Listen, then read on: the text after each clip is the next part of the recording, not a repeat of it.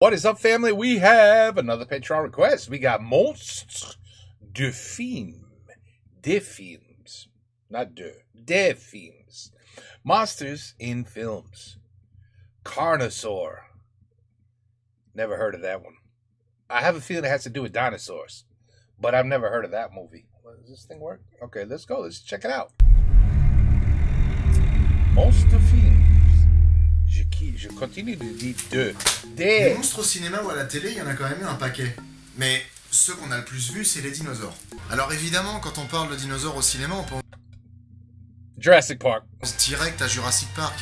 Tu vois. Mais il faut savoir que les dinosaures sont présents dans les films depuis plus de 100 ans. La première fois qu'un dinosaure a été mis sur pellicule, c'était en 1914, dans un court-métrage d'animation appelé Gertie le dinosaure. Mais c'est avec la sortie en 1925 du Monde perdu, inspiré du livre éponyme d'Arthur Conan Doyle, que les lézards terribles sont devenus des superstars. Et je peux vous dire qu'en 100 ans, des films, ils en ont fait une pelletée.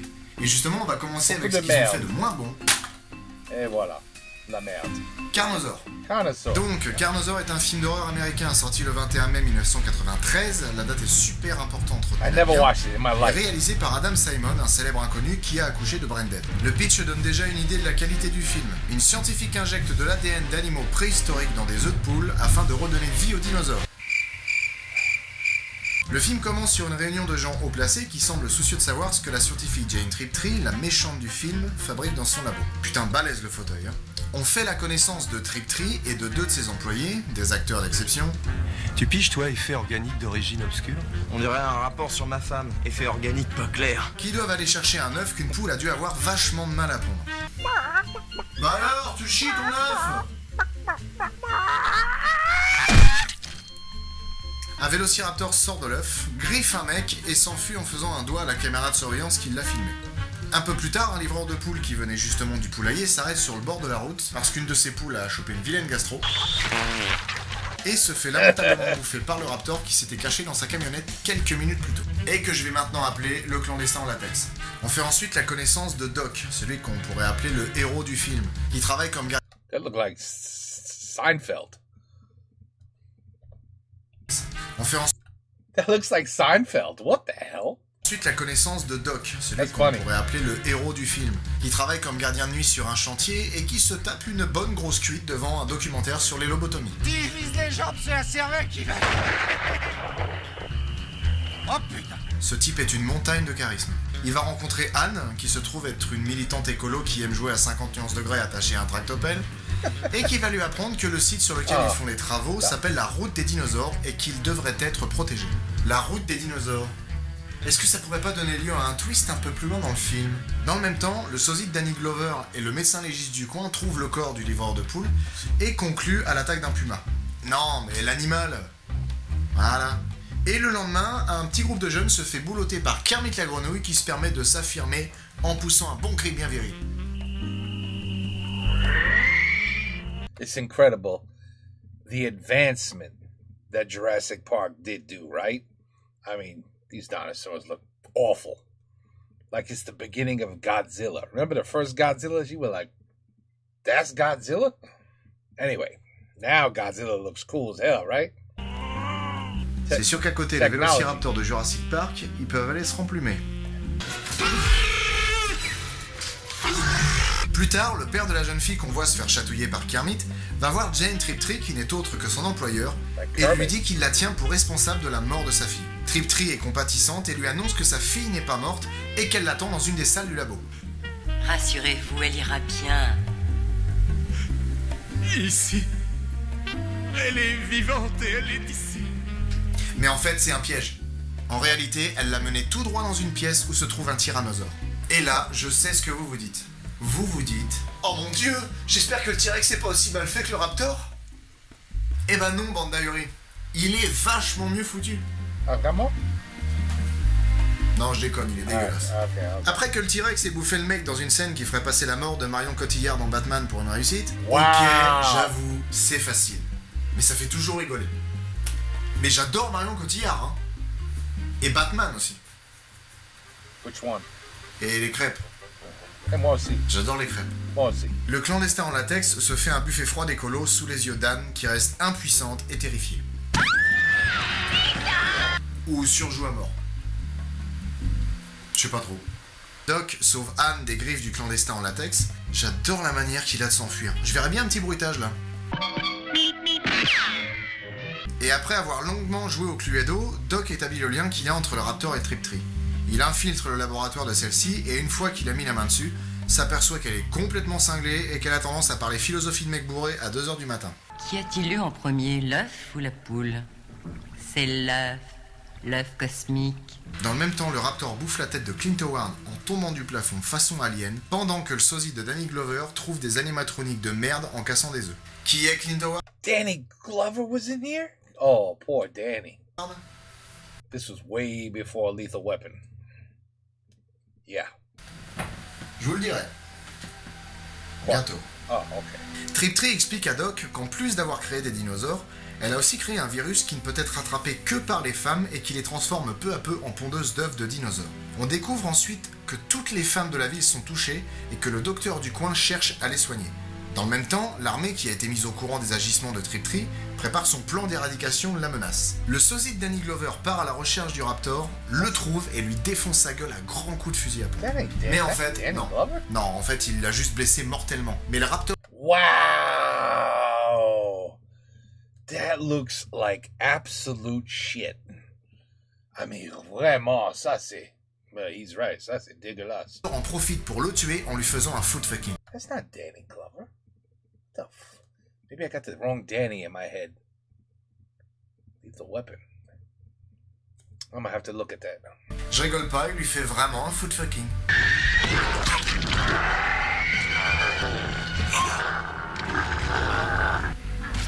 Quoi, bah c'est pas plus con que ce qu'il y avait avant. Hein.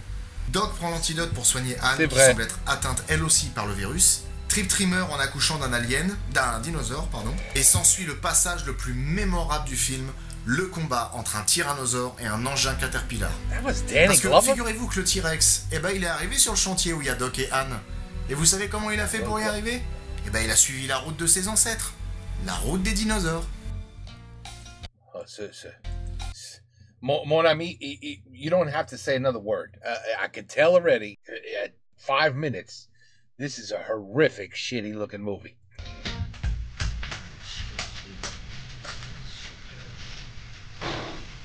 I thought this is more interesting, right? All right, now we're talking. We got some drinking going on. This is way more interesting than the movie. Tu vois, comment il fait le dinosaure pour les rejoindre sur le chantier? Mais il passe par la route des dinosaures. Mais pourquoi? Parce que c'est un dinosaure. Ah. Bah ouais. Le T-Rex se fait défoncer, le gouvernement fait disparaître les preuves en brûlant tout et tout le monde, et le film se termine sur un générique à l'envers. Bon, par quoi on commence? Le scénario déjà, c'est n'importe quoi.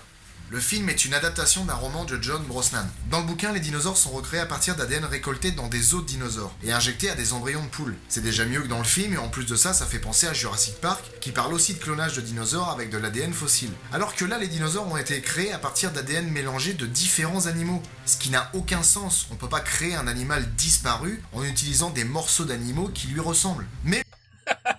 You can in Carnosaur. Le producteur du film, Roger Corman, dont je parlerai plus en détail dans un autre épisode, en avait rien à foutre et il a décidé de faire sa propre sauce et du coup, c'est de la merde. Et en même temps, je trouve que c'est normal. Vous savez pourquoi? Au début de la vidéo, j'ai dit que la date de sortie du film était à retenir, et pour cause. Carnosaur est sorti 20 jours avant Jurassic Park. Oh, no. It's been... Jurassic Park came out. You know what? I was... Wow, that's just pathetic then. Holy shit. They had the technology. They just didn't want to spend the money. Et je pense qu'on aurait hurlé au plagiat si le film avait lui aussi traité de dinosaures recréés avec de l'ADN fossilisé. Alors que non, c'est pas du tout un plagiat. Même le roman, c'est pas un plagiat. La preuve, il est sorti 6 ans avant le roman Jurassic Park. Ouais. Et d'ailleurs, c'est balèze parce que ce mec a eu l'idée de recréer des dinosaures avec de l'ADN fossile avant Michael Crichton. De toute façon, on s'en branle. On a eu du succès, nous. Point de vue effets spéciaux, really? Bordel, c'est moche. Il faut savoir qu'à la base, Carnosaur devait être un concurrent pour Jurassic Park. D'ailleurs, le film y fait référence. Mais honnêtement, quand on voit ça, Putain, on se demande comment ils ont pu espérer une seule seconde rivaliser avec le film de Spielberg. Bon, cela étant, il faut savoir que le film a eu un budget d'1 million de dollars, alors que Jurassic Park a bénéficié d'un budget de 63 millions de dollars. Alors c'est sûr que pour 63 fois moins, fallait pas s'attendre à des effets spéciaux de dingue. Pour les besoins du film, 4 maquettes ont été fabriquées. Un T-Rex grandeur nature, un T-Rex d'1 mètre de hauteur, un Raptor de 2 mètres et un autre de 30 cm. Et ils sont tous dégueulasse. Prenez le T-Rex par exemple. La réplique grandeur nature ne pouvait bouger que la tête, puisque le coût de fabrication de l'animal entier ne permit pas de l'animer correctement. Ils se sont donc servis du modèle réduit pour les plans où le dinosaure devait bouger. Le problème, c'est que le modèle réduit était encore plus moche que le modèle grandeur nature. Et tiens, tant que je parle des dinosaures, l'équipe a fait appel à un paléontologue pour pouvoir les conseiller et leur dire comment faire les dinosaures pour qu'ils soient le plus fidèles possible à la réalité. Wow. Mais ils l'ont fait venir une fois que les dinosaures étaient finis. Bonjour, je suis paléontologue et je viens comme consultant pour faire des maquettes de dinosaures. Ouais, viens par là, suis-moi. Mais... ils sont finis? Bah ouais. Et qu'est-ce que vous voulez que je fasse? Bah, nous dire comment le faire. Bah, pas comme ça, y a tout à refaire. Pas de bol, y a plus de budget. Et voilà. Bon, bah, laissez-le comme ça, alors. Bon, bah, merci beaucoup. Bonne journée, au revoir, allez. Je suis le seul que ça choque. Parce que la crédibilité de Jurassic Park était aussi assurée par le fait que les animatroniques des dinosaures ont été conçus sur les conseils de Jack Horner, un paléontologue qui a énormément fait avancer les mentalités sur les dinosaures. Et du coup, les animatroniques sont vraiment bluffants. Alors que Carnosaur s'en branle complètement. Les dinos sont des gros lézards en plastique qui mangent des gens, et puis c'est marre. Concernant la musique...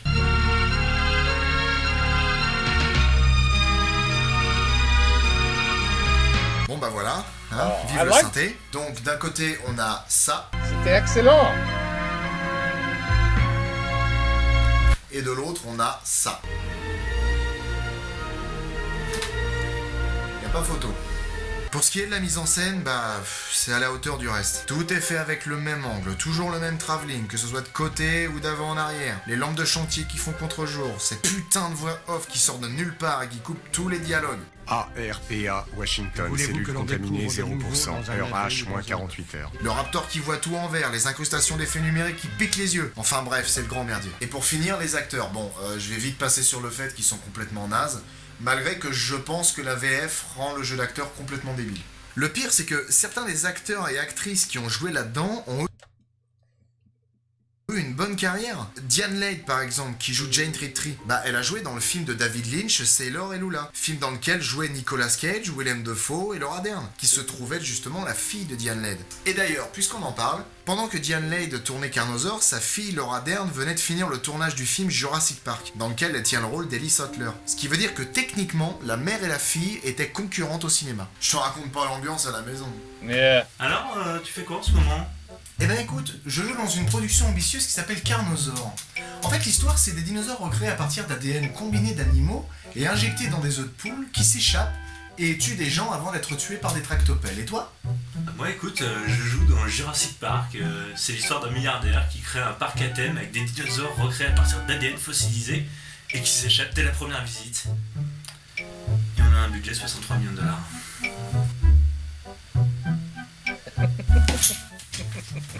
Eh oui. Sinon, il y a aussi Raphaël Sbarge, qui a joué notamment dans Independence Day, Risky Business, aux côtés de Tom Cruise, et dans un nombre de séries absolument hallucinants. Mais surtout dans Prison Break et dans Once Upon a Time, série dans laquelle il donne sa voix à Gemini Cricket. Il y a aussi Ed Williams, qui est surtout connu pour avoir joué dans la série des Y a-t-il un flic, avec Leslie Nielsen et George Kennedy. Vous voulez voir, chef? Ah oui, merci, Al. T'as une saleté au coin de la bouche, Al. Ah non, de l'autre côté. Et d'ailleurs, je trouve super amusant le fait que ce mec ait joué dans des parodies de films policiers et qu'il ait aussi joué dans un film qui se veut sérieux mais qui ressemble à une parodie en fait. Et dans Carnosaur, il y a Clint Howard. Ce mec a une tronche de psychopathe. Faut savoir qu'il est le frère He is nuts. I can't stand him, actually. de Ron Howard, le réalisateur d'Apollo 13. Et quand on regarde la filmographie de Clint Howard, on y voit de très bons films. Et je suis sûr que c'est parce que son frère lui a filé un bon coup de main. Il apparaît déjà dans un bon nombre de films de celui-ci.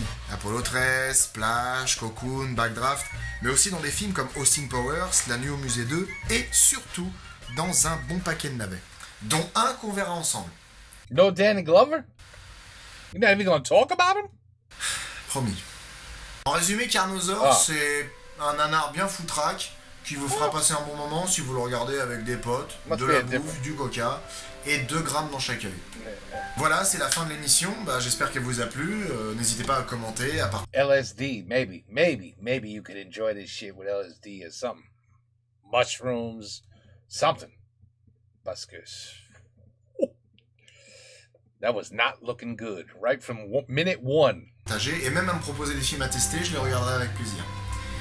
Je vous dis soyez sages et à dans un mois. Voila. Carnosaur. And it you know what? I got a feeling they never came out in the movies. This shit probably went straight to DVD.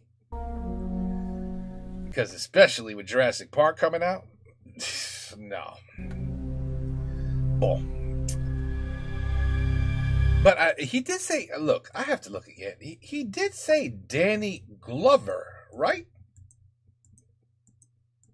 I'm losing my mind because, and by the way, that's the only time he looked like Seinfeld. Obviously, without the glasses, no, he don't look at all. But, I mean, that's Danny Glover. I understand, he was young. I understand that, but there was a shot of Danny Glover that looked nothing at all like, and he would have mentioned it. He would have said, Danny Glover. Glover. That's Danny Glover. I mean, I guess it could be. Est-ce que ça pourrait pas donner lieu? But Danny Glover was in great films. Why didn't he even mention him? He's like, all these other actors were in good films. So was Danny. If it's the same Danny. Well, anyway, the movie sucked. That's the bottom line. And I really didn't need, I didn't even need 14 minutes to realize, 1 minute, and I'm good. I gotta, oui, je suis d'accord. Oui, c'est la merde. Eh oui. Quoi? 14 more minutes. Ah, bon. Okay. Go ahead. Oui, c'est la merde. Oui, c'est vrai. Oui, mais t'as déjà dit c'est la merde, alors I believe you. Bon, anyway. Bon, okay. Monstre du film. Carnosaur. You should really go check out that movie. It does look kind of...